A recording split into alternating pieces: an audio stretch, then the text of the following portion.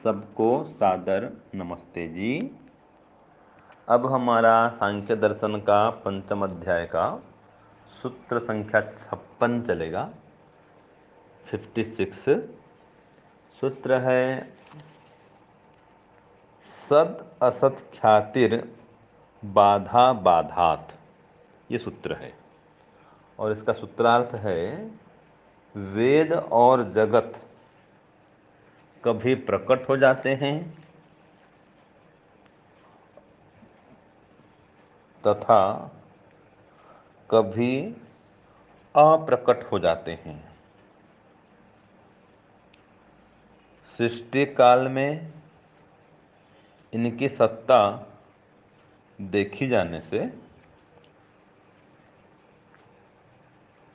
वह प्रलय काल में इनका अभाव हो जाने से, ये हो गया सूत्रार्थ। तो सद असत ख्यातिर बाधा बाधात, ये सूत्र था। तो ये कभी सत और कभी असत दोनों रूप में आते हैं। सत माने कभी सत्ता रूप में प्रकट हो जाते हैं और असत माने कभी इनका अभाव हो जाता है, ये एक प्रकार से छुप जाते हैं, या जो जगत है वो तक कारण में लीन हो जाता है। और जो वेद का पुस्तक है वो भी प्रलय में चला जाता है और वेद का जो ज्ञान है वो परमात्मा पास में चला जाता है।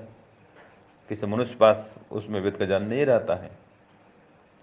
तो ये नियम है कि यत यत खल वस्तु प्रादुर्भवति। इसमें कहा कि जो जो वस्तु उत्पन्न होता है वो दिखाई देता है। दिखाई देता मतलब अनुभव में आता है।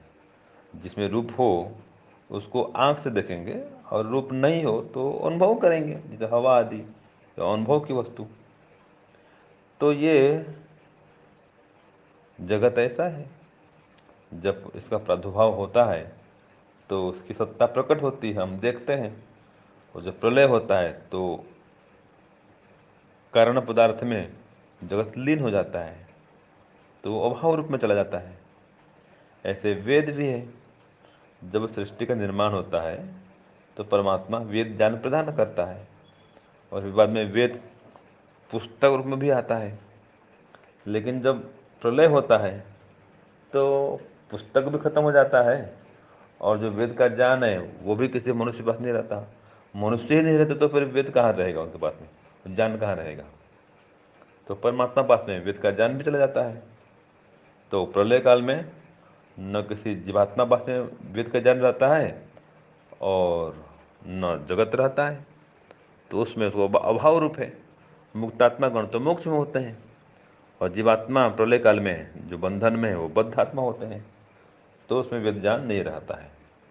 तो सार क्या निकला कि प्रलय काल में वेद भी नहीं रहता और संसार भी नहीं रहता है। और सृष्टि काल में जब जगत बनता है तो वेद का ज्ञान भी परमात्मा प्रदान करता है, तब वेद भी रहता है। तो इस प्रकार से कहा हमें संसार और वेद दोनों ही इस प्रकार के हैं कि कभी प्रकट हो जाते हैं और कभी अप्रकट हो जाते हैं। ये इसके भाष्य का सार है। तो सूत्र पूरा हुआ, भाष्य पूरा हुआ। ओम शांति ओम शम।